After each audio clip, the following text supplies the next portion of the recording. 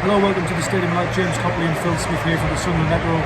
Sunderland have just lost 1-0 to QPR, 5 losses on the spin, heading into a playoff campaign against, we now know, Coventry City. Phil, not ideal in the slightest. No, really, really worrying. I don't think there's any way to sort of dress it up or, we spoke last week about Sunderland being really poor even with their strongest team, but Oxford having loads to play for. There kind of been an understandable difference in desire. QPR had nothing to play for. The manager's been put on gardening leave and mid-reports wants to go to another club. I can't understand why they would have so much more intensity in their play than Sunderland did. Now, Sunderland obviously gift up an early goal again, and that makes things really difficult against the low block. Just created nothing. Like, their keeper's barely had a save to make. It's really, really worrying. I just don't see where the goals come from at the moment. No, I think it's really poor and disappointing. I know a lot of people have talked about a switch being flicked when it comes to the playoffs, but on current form, I can't see us beating Coventry City in the playoffs, who put it red hot with the boost of having secured the playoff place. And I just think, these last 5 games we've ummed and ahed about getting people fit and this and that, but you still also have a responsibility to match going fans who part with the cash.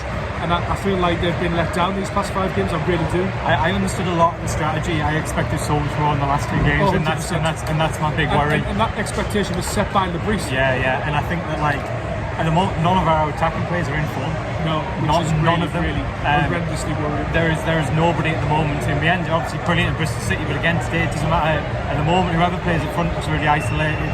Big question mark about Lefay. He's obviously such a talent, but he looks wasted on the left. Midfielders look where they were earlier in the season.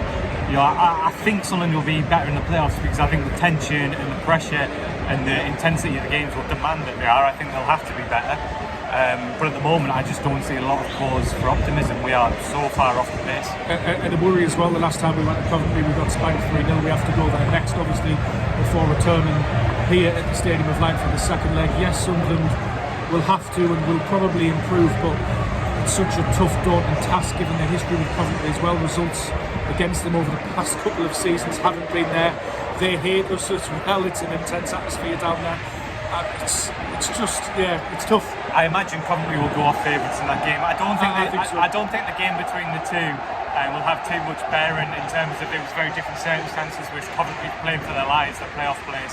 But yeah, just quite concerned. Just one more bugbear. 6 minutes at a time in the second half. Absolute joke. The ball was in play for about 5 minutes in that second half. Every week, fans have been completely shortchanged by the officiating. Well, this trend and this idea of adding the time on properly and properly timing it has gone out the window, hasn't it? Because we were seeing games with 15 minutes at a time and all that. It's been scrapped. It's been ditched. It's crap. Don't get me wrong.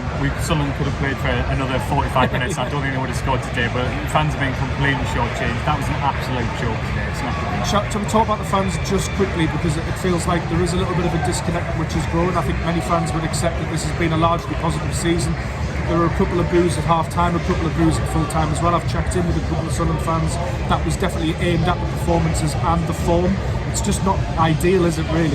No, listen, there's been nothing to celebrate about the last few performances, so you can have that perspective in terms of it being a really positive season. These players have done really, really well for the most season, but I think this is totally natural that fans who pay their money and they come and watch this level of performance are going to be concerned. And listen, the players have plenty to prove now because they've been poor for a few weeks now.